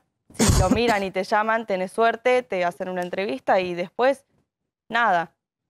Y como les comentaba, también siempre te dicen, tipo, bueno, vení 1 semana, 2 de prueba, después vemos si quedás. En esas 2 semanas de prueba que no te pagan, ¿qué hago yo? O sea, dejo todo para ir a esas 2 semanas de prueba o lo que sea. ¿Y con qué me mantengo todos los días?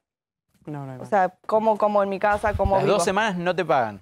No, siempre es de prueba 1 a 2 semanas o lo que ellos dispongan, pero ese tiempo no te pagan. O sea, tenés que gastar plata que no tenés y que no estás recibiendo para viajar, trasladarte hasta el lugar, trabajar todo el día, las horas que ellos quieran, y después cuando volvés a tu casa no tenés plata.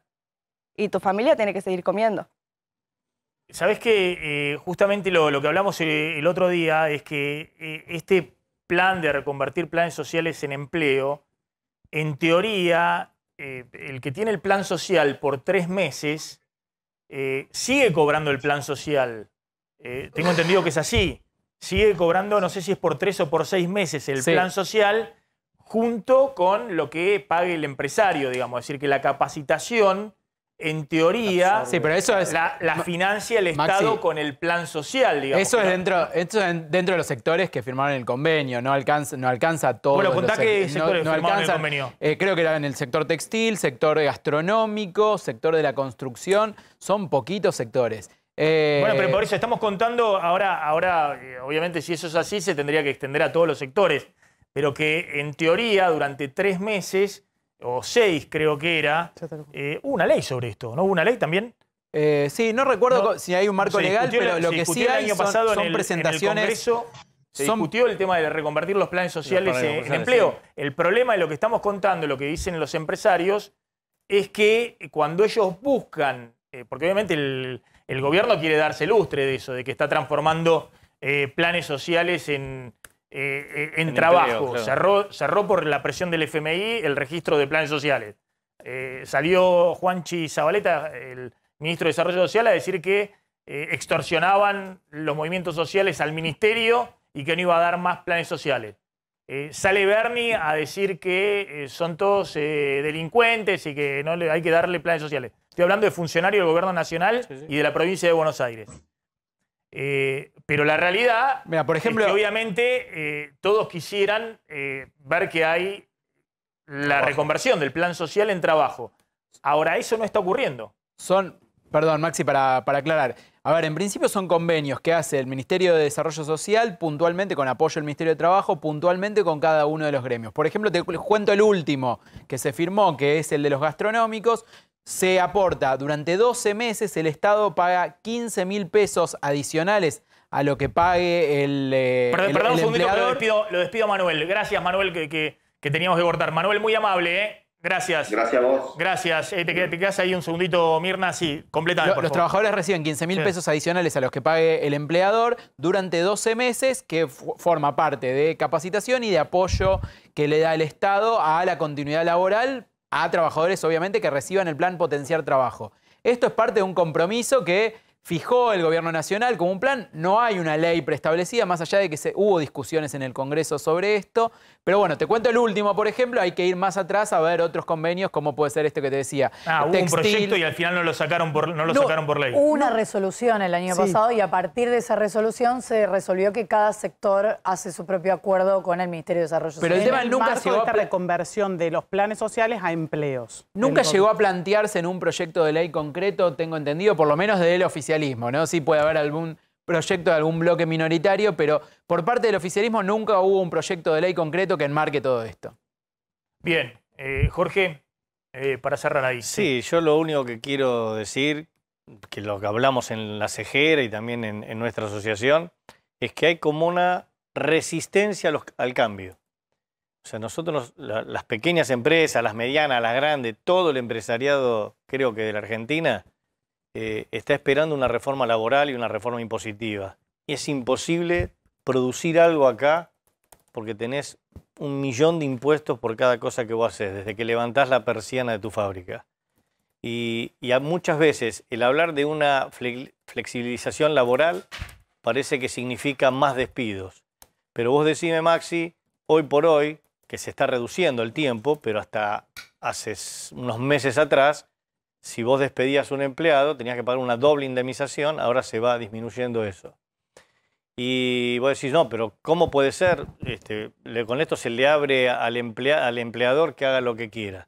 No, para eso también tiene que haber el contralor de esas medidas para que eso no sea así, como le está pasando a la chica acá, que hay un montón de personas que es verdad, que las toman, las explotan. En mi caso particular, yo si tomo una persona a prueba, los días que esté probándose, se le pagan las horas que corresponde. Y no dudo que lo que le pasa a ella sea verdad, que haya lugares donde no se lo pagan. Y eso hay que denunciarlo. Entonces, yo creo que desde el empresariado lo que hay que empezar a pensar, que lo que vos decías de acá en adelante, es ver cómo uno puede ayudar a las pymes, que todo el mundo se llena la boca hablando de las pymes, y nadie toma las medidas como para darle un poquitito más de respiro en lo que hace a la parte impositiva. Si vos mirás nada más, que si en algún momento podemos volver a hablar, lo que trae un recibo de la luz de cada empresa, la cantidad de impuestos que uno paga, provinciales, municipales, y que te lo cobran a través de los servicios, porque es la manera más fácil de hacerlo y saben que vos lo vas a pagar porque si no te cortan el servicio. Como eso hay un montón de cosas a cambiar y parece que tenemos una resistencia al cambio. Acá no hay voluntad política y no lo hablo por este gobierno en particular, sino ya los distintos gobiernos que fueron pasando. Esta es una historia que uno la ve repetirse desde el año 80 y pico, desde que vino la democracia. Y vivimos repitiendo las mismas políticas y nadie se atreve a decir, bueno, a patear el tablero y vamos a crear. En un país donde todos tendríamos que estar, no bien, recontra bien. Nos vivimos reflejando en lo que pasa en otros países y no nos fijamos en lo que nos pasa a nosotros. Es simplemente esa mi reflexión. Quería sumar una voz más que también había escrito al programa. Estamos teniendo algún problema ahí en el Zoom y quería completar un poco esto. Mientras tanto, leo lo que me envió Joaquín Silvestre, que me critica y está muy bien, dice, me sigue siempre en el programa, que es un televidente fiel, pero que estaba enojado conmigo. Voy a abreviar un poco, porque pensaba que en estos debates estaba ausente los trabajadores. También te escribo para decirte que en ese debate faltamos los trabajadores, que al escuchar este debate nos sentimos como casi en todo outsiders. Para la ayuda no somos tan pobres y para quejarnos no pagamos ganancias siquiera. Empresarios y sindicalistas deberían pedir que jueguen a moldear un poco esto. Y después plantea que empleados del comercio, el gremio más grande, todos los que trabajamos en un local sabemos que somos todos administrativos B. Trabajamos más horas, las comisiones van en negro, nadie le llama la atención que vivimos en un país de administrativos B en rubros desde un local de ropa o una inmobiliaria. Y bueno, después se habla un poco de los cambios que está ocurriendo en el empleo, que efectivamente está ocurriendo en todos lados, pero dice que, bueno, sobre todo creo que estamos peleando la idea de que hay que trabajar como nuestros abuelos de sol a sol por un salario X. No, Maxi, tenemos que pensar que quizás hoy trabajar 45 horas semanales por un sueldo que llegás rascando, con escuelas en horarios de mierda que no llegás a buscar o llevar a tus hijos, con transportes públicos que aún subsidiados salen mucho para un trabajador en plata y en horas. Muchos resignamos dinero y mucho, no por un plan, sino por trabajar algunas horas menos. Por trabajar desde casa o por un horario flexible que me permita buscar a mi hija, cocinar y esperar yo a mi señora con la comida lista. No estamos poniendo en la mesa, para bien o para mal, hoy muchos con estudios universitarios incluso, que declinan trabajos cuasi esclavizantes por estar en casa, por criar a sus hijos o a nuestros hijos, o por vivir un poco menos peor.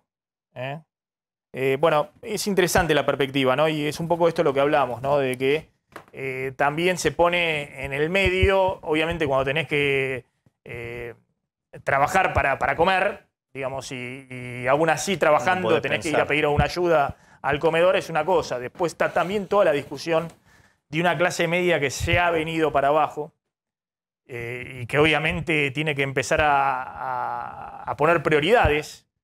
¿Qué mantiene? Si la obra social o mínimamente una prepaga o el colegio con una cuota reducida o no, y que después tiene que plantear, digamos, bueno, qué quiere entre el trabajo y la posibilidad también de estar mínimamente en familia, ¿no? Me parece que es interesante el planteo. La sumo a Valeria, que no la quería dejar afuera, que tuvimos un problema para engancharla en el Zoom. Valeria Gómez, que se comunicó también a mi Instagram, @MaxiMontenegro_oficial, y me enviaste un mensaje. Valeria, contámelo vos, porque estoy con poquito tiempo y te pido disculpas que te sume a último momento, No, pero está bueno. bien, Maxi. Buenas tardes a todos. La verdad es que estuve escuchando muy atentamente a todos. Y bueno, cada persona es una problemática, Sí. o es una realidad diferente que vivimos. Pero bueno, los une, tenemos en común denominador, bueno, es la economía. Todos estamos pasando por una situación similar en diferentes rubros o en diferentes áreas, ya sea del lado del trabajador o del lado del empleador. La verdad que los sueldos son bastante bajos. Contame vos me comentabas, ahora me acuerdo, vos me enviaste un mensaje diciendo, bueno, también hay gente que quiere ingresar con un sueldo de 85.000, 90.000 pesos a un primer trabajo, que aún así es un sueldo muy bajo, pero vos me decís, bueno, yo trabajo en una empresa donde la tesorera que tiene no sé cuántos años de experiencia y demás gana eso. Tal cual, es así. Maxi gana eso y con un estudio universitario. Claro. Entonces también tenés otra realidad. Yo escuchaba a la chica que decía, bueno, me toman a prueba y después tal vez no queda. Tal vez somos de una generación que no nos importaba ir a prueba, o si no nos pagaban, porque la idea era adquirir experiencia. Y esa experiencia después te va a abrir más puertas, porque bueno, ya tenés una base de decir, bueno, trabajé a prueba, pero adquirí experiencia. Ahora es como que no quieren ni eso, quieren tener un sueldo par al que tiene una experiencia de más de una década, como pasa con Mirna, ¿no? Sí, exactamente. Valeria, te pido disculpas, estoy sin tiempo, tengo 2 tandas atrasadas y las tengo que hacer. Quería, te estaba pidiendo hace rato, mandando mensajitos y demás para que poder incorporarte. Muy buen programa, Maxi, de hoy. Te agradezco mucho, gracias Mirna. Gracias Daniela y suerte y seguí ahí también con esa expectativa que tenés de seguir estudiando, completar el CBC y bueno, completar la carrera de abogacía y esperemos que las cosas vayan para mejor. Gracias Jorge, gracias, Maxi, muy amable a todos y la verdad que es muy interesante las distintas perspectivas de una realidad muy compleja y muy brava también para la gran mayoría de los argentinos. Vamos volando a la tanda, ya volvemos. Bueno, un montón de mensajes con ese tema que estábamos tratando y que venimos siguiendo. Vamos a seguir con el tema. Yo voy a leer los mensajes mañana o en el transcurso de la semana, pero contame en un minuto, Consejo de la Magistratura. Sí, Cristina Kirchner dividió su bloque parlamentario en el Senado, el bloque del Frente de Todos, para poder quedarse, para poder nombrar a los miembros que le corresponden a la mayoría y a la segunda minoría. Una pequeña trampa legislativa que ya en su momento había hecho Juntos por el Cambio algo parecido.